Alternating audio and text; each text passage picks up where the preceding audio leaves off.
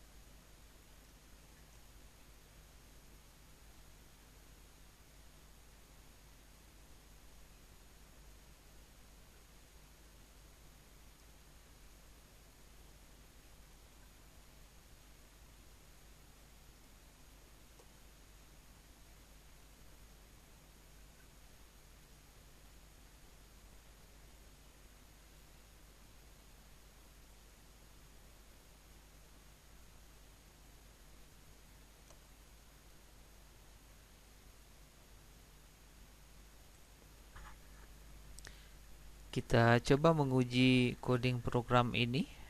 Saya jalankan di sini.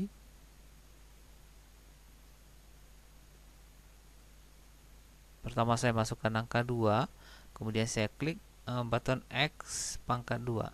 Berarti di sini dapat 4. Berarti coding program kita sudah benar. Saya masukkan 5, X pangkat 5 pangkat 5 dapatnya 25, berarti coding program ini sudah benar. Nah, perhatikan coding program ini. Kita mendeklarasikan sebuah variabel dengan nama hasil. Maka di situ ada perintah dim hasil as single. Angka 1 sama dengan csng display titik teks. Artinya untuk sementara kita simpan dulu apa atau angka yang ada dalam display titik teks ke dalam variabel angka 1. Kemudian di hasil kita simpan mat.pow. Mat.pow ini adalah fungsi matematika yang bisa kita gunakan untuk pemangkatan. Angka 1 itu adalah angka yang akan dipangkat, sedangkan 2 itu adalah besaran pangkatnya. Berarti berapapun nilai yang dituliskan nanti yang ada dalam display titik teks, dia akan langsung dipangkatkan dengan 2. Terakhir kita tampilkan hasil pemangkatan ini pada text box display titik teks. Maka di situ ada perintah display titik teks sama dengan hasil. Ini untuk button pertama. Kita lanjut ke button kedua. Di sini adalah akar pangkat 2. Nah, secara garis besar programnya masih sama dengan yang di atas. Di sini saya ambil aja, saya copy, kemudian saya pastikan di bagian ini. Kemudian yang saya robah di sini adalah lambang ini. Saya tidak menggunakan po lagi, tapi di sini saya menggunakan mat titik skrt. Kemudian dalam kurungnya adalah angka 1. Oke. Kemudian saya uji lagi button ini. Button yang ini saya masukkan nilai 36. Saya tekan di sini, dapatnya 6. Berarti coding programnya sudah benar juga. Nah, saya balik ke bagian form design. Di sini ada 1/x. Oke, saya codingnya masih sama dengan yang di atas. Saya tinggal ambil yang di atas, copy, kemudian paste. Kita cuma merubah rumusnya ini. Otomatis x yang dimaksud di sini adalah angka 1.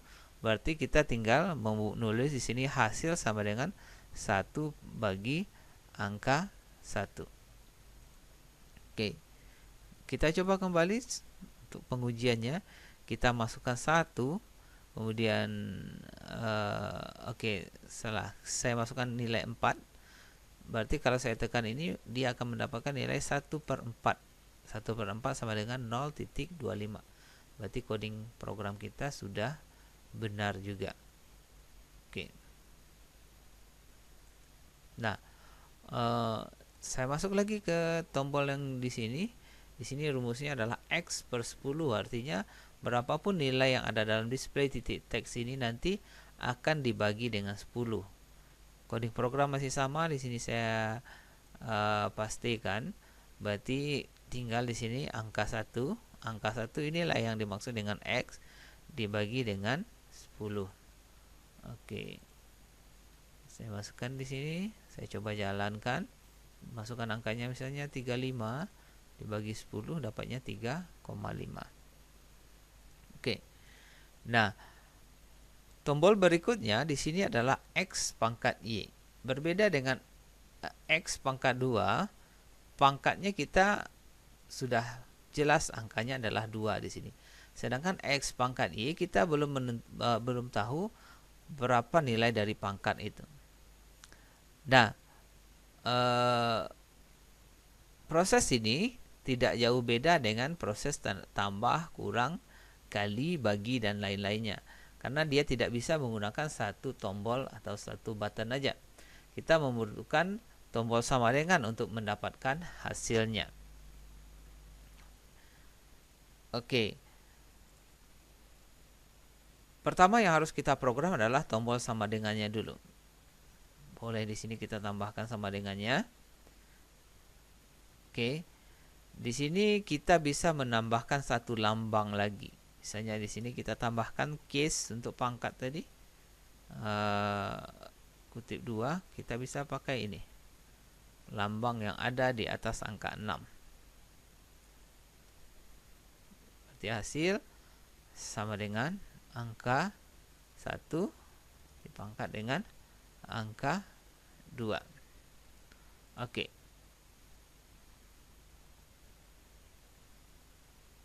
Oke. Kemudian kita double klik di sini. Nah, di bagian ini kita ketikkan coding programnya karena di sini tidak jauh beda dengan tombol tambah dan lainnya. Di sini saya coba copy dari program dari button tambah, saya masukkan di sini. Oke. If display titik teks sama dengan kutip 2 then exit sub, angka sama dengan angka 1. Nah, lambang di sini yang saya ganti ini dengan tanda ini. Ya. Tanda pangkat. Oke, sekarang saya coba. Kita ingin mencari 2, kita pangkat dengan 3, kemudian tekan sama dengan, dapatnya di sini 8, berarti 2 kali 2 4, kali 2 lagi 8, berarti hasil kita sudah benar. Bagaimana dengan 3? Apakah dia bisa mendapatkan hasil 27?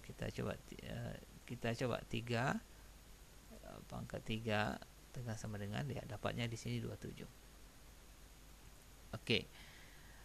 Nah, yang lainnya seperti sinus, cos, tangen, log, sin, h, cos h dan tan h tidak jauh beda dengan yang kolom yang sebelumnya ini. Saya coba dulu untuk sinus, double klik di sini. Oke, biar lebih ringkas saya copy dari coding program yang sudah ada yang hampir mirip. Nah, di sini saya cuma mengubah hasil ini. Saya bisa hasil sama dengan mat titik tadi sinus, di sini ada sin. Oke. Dalam kurung kita buat angka 1. Saya uji, saya jalankan. Masukkan 1 di sini sinusnya, ya dapat di sini. Ini tinggal di copy paste, copy. Saya pindah ke cos. Di sini sin ini saya ganti jadi cos. Oke, saya pindah ke tangen. Sini sin saya rubah jadi tan. Oke, saya pindah di sini yang sin h. Saya pindah ke sini. Saya paste. Sinnya saya rubah jadi sin h. Oke. Saya pindah lagi cos h. Di sini saya pindah ini jadi tukar jadi cos h. Oke, terakhir di tan h saya paste lagi di sini. Matnya saya rubah jadi tan h. Terakhir di sini ada log. Oke. Saya paste di sini. Saya gunakan fungsi log 10. Log 10 dalam kurung saya masukkan di situ angka 1. Oke, saya coba di sini log 10, saya masukkan nilai 10, tekan log, dapatnya di sini 1. Oke. Nah, ini sinus ya, dari yang lainnya semuanya udah dapat hasil. Oke, demikianlah panduan tutorial membuat fungsi saintifik. Saya rasa banyak fungsi-fungsi lainnya yang masih bisa dibuat, karena pada saat Anda mengetik coding program dengan fungsi mat, saya contohkan di sini ada fungsi mat titik. Nah, di sini adalah fungsi matematika yang bisa digunakan semuanya. Ini di sini cukup banyak, jadi saya tidak bisa membahas semuanya. Cukup saya bahas seperti yang sudah terdesain pada form sebelumnya. Demikian tutorial kalkulator bagian ketiga ini. Terima kasih Anda sudah menonton video ini. Sampai bertemu kembali dalam tutorial-tutorial lainnya.